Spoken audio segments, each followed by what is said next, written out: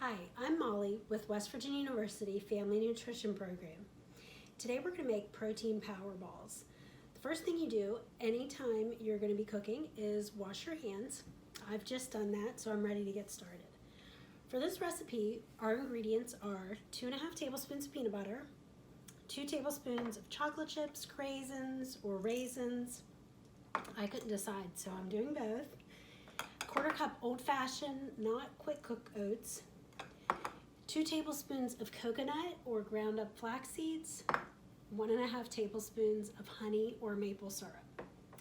So the first thing we're going to do is measure in our ingredients. Here's my peanut butter, and then our chocolate chips. I use the little mini ones.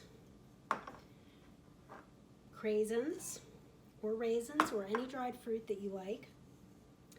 1/4 cup of our oats, coconut, and our honey or maple syrup. Just stick that all in a bowl.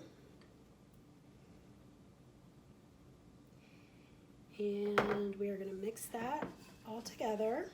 And it's going to make a thick dough. Once we have everything combined, we're going to refrigerate this for about 15 minutes.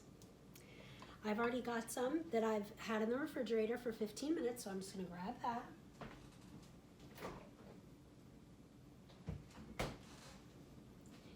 Here's my chilled protein power ball. We are going to shape these into a ball about the size of a quarter. And this is a great job for kids to do, as long as their hands are clean. And once we have all of our balls shaped, they are ready to enjoy.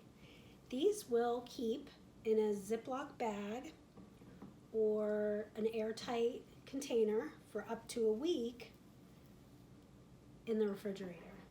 Get a couple more, and now I'm ready to enjoy.